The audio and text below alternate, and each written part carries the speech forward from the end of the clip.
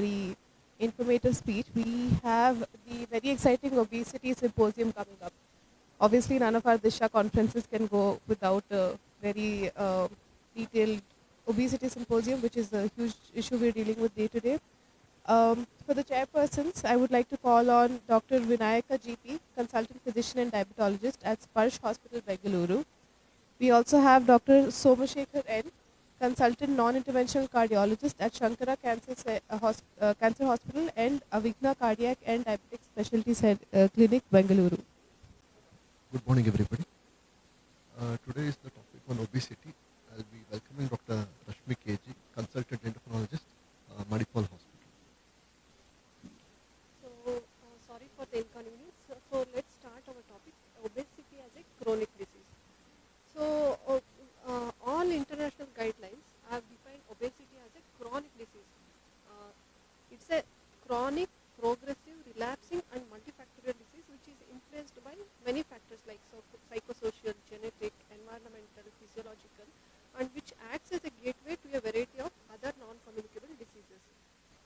So if we see the prevalence of obesity, we know that in our country also it's increasing. So by 2030, it is estimated that around 57.8% of the adults will be living with obesity.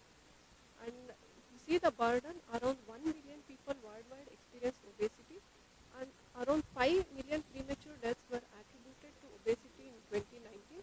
And it also impacts the life expectancy. Around 2 to 5 year reduction in life expectancy we can see in people living with obesity. And more than 60% of the adults with obesity present with at least one obesity related complication. So obesity is defined as a chronic disease. Previously, around 100 years back, it was considered as just a risk factor. But somewhere around 1940s, obesity is diagnosed.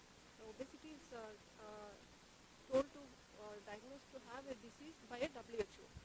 So if we see that previously, if we see the pathophysiology of obesity, it is like that something who are eating more or exercising less were told to develop obesity, but it is not true. It's a multifactorial, it's a complex heterogeneous disease which is influenced by genetic factor. Around 40 to 70% of the obesity is attributed by our genetics. So and also there are so many biological factors, social, socio-cultural, behavioral and epigenetic factors. So there are some endocrine diseases which can also lead to obesity like hypothyroidism, Cushing syndrome, growth hormone excess or deficiency, and there are some medications which can lead to obesity like steroids, antipsychotics. So we need to rule out before diagnosing obesity is due to some polygenic or lifestyle issues. So all the guidelines, if we see, they have diagnosed, they have told obesity as a chronic disease. Means it requires long-term treatment like diabetes or hypertension. So what is the pathogenesis of this is, in healthy individuals, the individuals display normal adipocytes, but in case of obesity, these adipocytes increase in number and also in size. And this dysfunctional adipocytes leads to accumulation of visceral and fat accumulation. So we can see that fat can accumulate in the ectopic region and also in the visceral region. Ectopic region, say in the liver where it should not be present, it can lead to fatty liver. So it can accumulate in the pancreas and can cause beta cell dysfunction.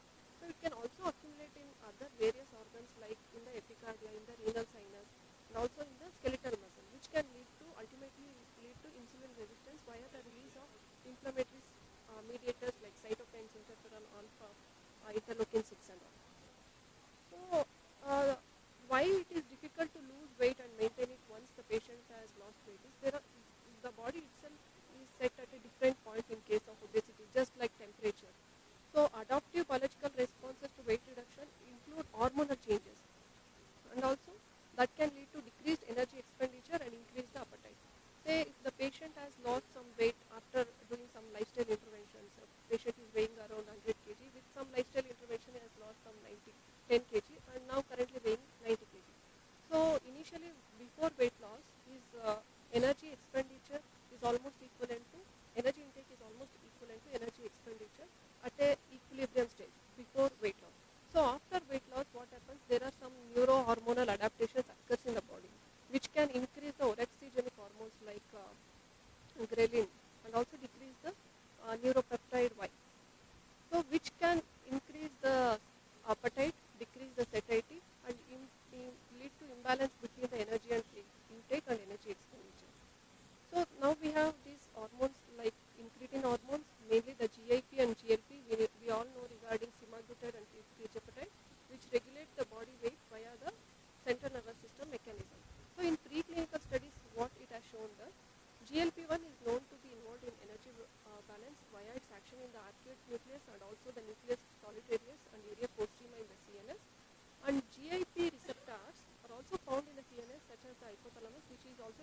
appetite and food intake. So unlike GLP-1, these GIP receptors are specifically located in the adipocytes, which handle the lipid storage and fat regulation. So if we see the roles of GIP and GLP, so both the GLP and GLP receptors are present at the level of the brain, which mainly regulate the appetite, that is the food intake. So GLP, along with regulating the appetite, it also increases the satiety. So at the subcutaneous fat tissue level, we have only the GLP activity. There is no GLP activity. So the GLP activity is mainly to increase the insulin sensitivity, to increase the lipid buffering capacity, and to improve the lipid storage. So at the level of the pancreas, we have both the receptor GLP and GLP, which increase the insulin release, increase the insulin sensitivity, and GIP will increase the glucagon, GLP will decrease the glucagon, and at the level of the stomach, mainly it is the GLP action where it reduces the delays the gastric emptying. So this is what happens when the patient loses weight, and it is very difficult to maintain weight. Compared to losing weight, it is very difficult to maintain weight. Why? Because after weight loss, there is imbalance between the energy intake and energy expenditure compared to before weight loss, because the body has come to a particular set point for that individual. So there will be release of compensatory neuroregulatory hormones like increase in ghrelin and decrease in leptin, which mainly regulate the body energy expenditure. So why do we worry about regarding these obesities? It is associated with more than 200 obesity related complications. So if we see, there are so many mechanical, metabolic, mental health complications related to obesity. So if we see the metabolic complications, we see the cardiovascular disease, chronic kidney disease, dyslipidemia, hypertension, PCOD, MAFLD, and all. If we come to the mechanical complications, the patient may have obstructive sleep apnea, osteoarthritis, urinary incontinence, and all. So many patients with obesity are also associated with mental health complications like anxiety, depression, sleep issues, and all. So why do we worry is after treating obesity, we can see significant improvement in the obesity-related complications. Suppose if the patient loses even 5% of weight loss also, it can lead to clinically meaningful weight loss benefits such as improvement in sugars, improvement in blood pressure. 5 to 10% of weight loss will help in improvement in the PCOD, MAFLD, hypogonadism, and all. For diabetes remission, we say around 15% of weight loss will definitely lead to improvement in diabetes part, and more than 15% weight loss will help in reducing the CV mortality, reducing the cardiovascular disease, and also the OSA.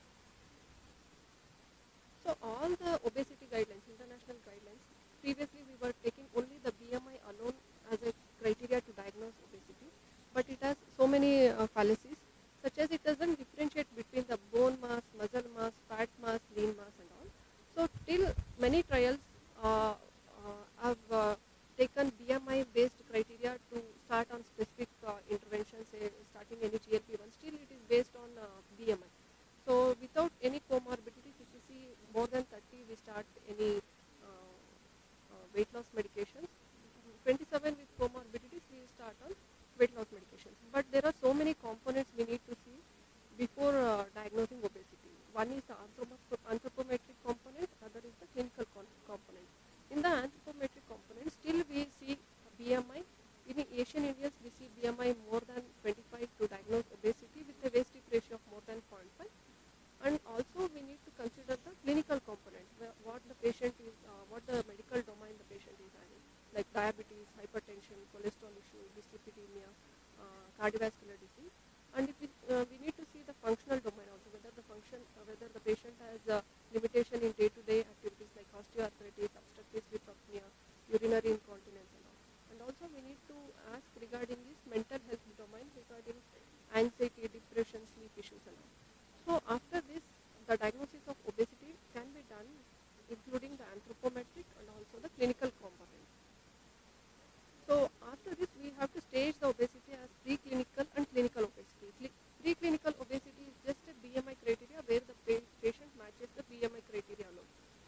Clinical obesity is if the patient has one or two medical or functional or mental domain associated with obesity. So we need to discuss the patient regarding the personalized treatment targets.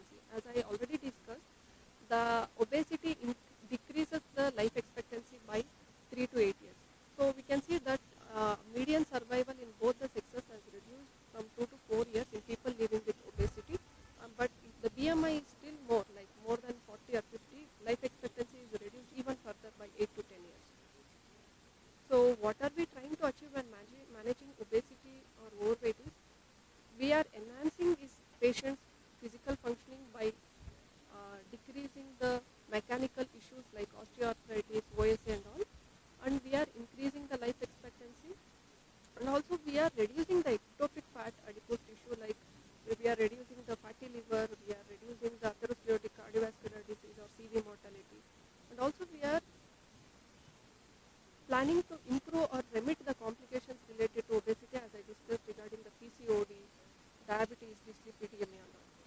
So we need to treat obesity not as an aesthetic perspective. We need to see the mental health domain, medical domain, and also the functional status of the patient. Thank you.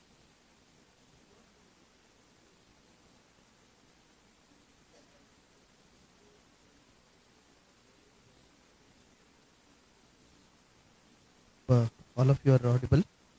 Yeah, thank you, Rashmi, for a wonderful uh, uh, topic of obesity. Uh, Audience can ask any questions if you have.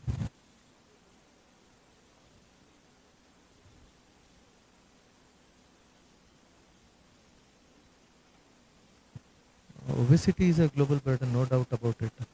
Even our country is also suffering with obesity, especially of late. Young individuals, youngsters are landing up with obesity because of more of sedentary lifestyle and lesser physical activity. What is your input about our nation?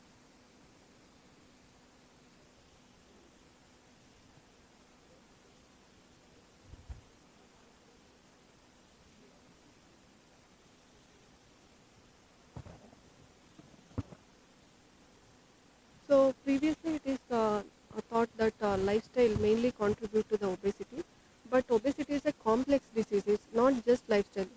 So we think that eating more or exercising less will lead to obesity, but it is the main mantra for the treatment. But it doesn't alone suffice the obesity management part.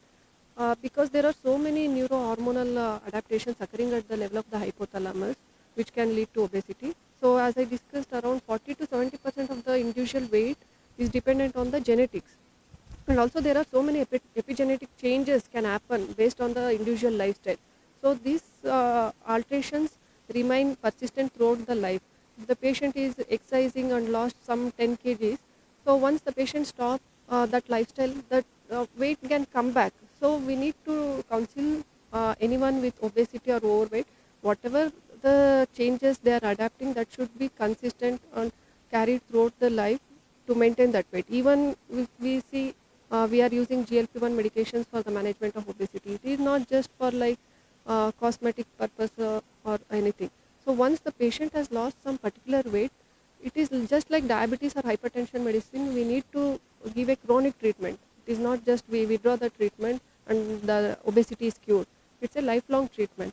So it's a complex disease where the neurohormonal adaptations occur at the level of the hypothalamus also. But along with that, lifestyle modifications is very important to maintain this.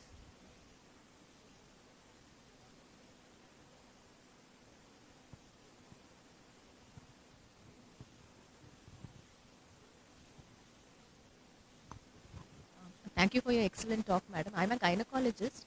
I wanted to know in PCOS adolescents, many of them are on semaglutide, and for how long would you want to give them? We would generally advise them to lose weight. We give them ionositol, metformin, but once they started, maybe they may have the effect, maybe for a year when they take it. Once they leave it again, we Yes, will motivate them. One thing is about adolescence, another one is perimenopausal. yes. So naturally, perimenopausal, they will have abdominal obesity. So how do you address these? Because perimenopausal, there's increased risk of hypertension and diabetes and all metabolic syndromes once they reduce estrogen. So how would you address it? If you just tell me. So we need to identify the cause for obesity. For some people, it may be just changes in the lifestyle would help in managing the obesity in the initial part, when especially in the puberty. So if they are sedentary and eating more, if we address this issue, patient can lose weight. But sometimes so many times genetic history also will be there, where the individual cannot follow just the lifestyle changes or physical activity for a long term. So in that cases, especially if the BMI is more than 30, we need to start. Currently the guidelines are recommending to start on any weight loss medications if the BMI is more than 30. But if the BMI is 27 and above with associated comorbidities like PCOD and all, definitely we would like to start on any GLP-1 medications.